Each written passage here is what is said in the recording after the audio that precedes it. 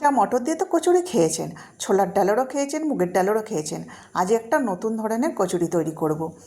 তার জন্য কি করব, দুটো শুকনো লঙ্কা, ডালচিনি, একটুখানি ডালচিনি, এলাচ, জিরে মৌরি দিয়ে একটা মশলা ভেজে নেব। মশলাটা ভাজার পরে শিলে গুঁড়িয়ে নেব।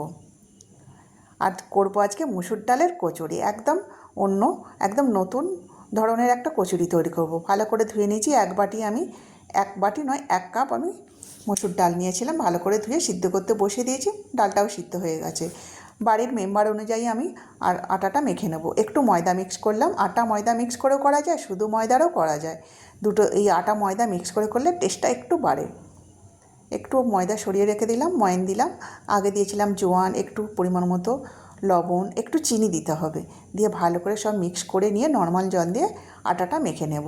আর খুব কিন্তু একদম নরম করে মাখবো না, একটু টাইট করেই মাখবো। রেস্টে রেখে দিলেই এটা নরম হয়ে যাবে।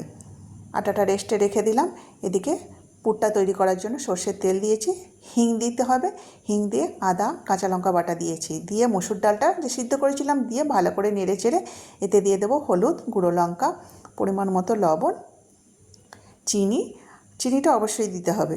1 চামচ ছাতু দিয়েছি। আর যে ভেজে রেখেছিলাম মশলাটা, সেটা দিয়ে দিলাম। এই মশলাটা দিতেই এত সুন্দর পুরটার সেন্ট বেরিয়েছে না, খিদেটা আরও বেড়ে গেল।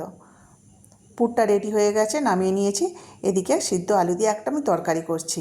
এটাও হিং, কাঁচা লঙ্কা, আদা, টমেটো, মানে জিরে গুঁড়ো, ধনে গুঁড়ো, আর দিয়েছি কাসুরি মেথি। তরকারিটা শেষে কাসুরি মেথি দিয়েছি আর একটু ঘি দিয়েছি। তাতেই তরকারিটা এত সুন্দর হয়েছে যে শুধু তরকারিটাই খেতে ইচ্ছা করছে।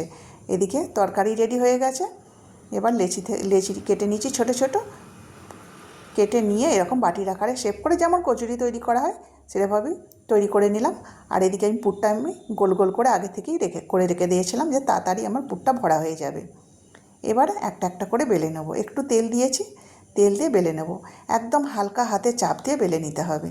এদিকে আমার কড়াইতে সাদা তেল গরম হয়ে গেছে, ভেজে নেব। প্রত্যেক দিনের রুটিন থেকে একটু বেরিয়ে যদি এইভাবে করে খাওয়া হয় না, অদল বদল করে, তাহলে মুখের স্বাদও বদল হয় আর মনটাও খুশি হয়। আর খেতে তো দারুণ হবে, আমি এটাও জানি, কারণ একটু অন্যভাবে কচুরিটা করছি, নতুনত্ব। তাই আজকে আমার খুবই ভালো লাগছে, একটু নতুন রেসিপি তৈরি করছি। একদম গোল গোল ফুলে গেছে। অন্য কচুরিগুলোও সব একইভাবে ভেজে নিয়েছি। দেখুন, 1 থালা কচুরি রেডি হয়ে গেছে। আর দেখুন কেমন গোল গোল ফুলে উঠেছে। এটা দেখেই তো খেতে ইচ্ছা করছে না। তরকারিও রেডি হয়ে গেছে। চলুন ডিনারের জন্য এবার রেডি করে নিই। দেখলেন কত সুন্দর একটা রেসিপি তৈরি করলাম। যদি আপনারা এরকম মসুর ডালের কচুরি খেয়ে থাকেন, অবশ্যই জানাবেন। আর যদি না করে থাকেন, এইভাবে করে একবার তৈরি করে খাবেন, দেখবেন কতটা টেস্টি। অন্যান্য কচুরির থেকে তো ভালো লাগবেই। আমি তো বলবো সুন্দর হয়েছে, খেতেও কিন্তু দুর্দান্ত লাগবে। চলুন এবার খাওয়া যাক। আর যদি ভিডিওটা ভালো লাগে, লাইক, শেয়ার, সাবস্ক্রাইব করে থাকবেন। আর সকলে আপনারা ভালো থাকবেন।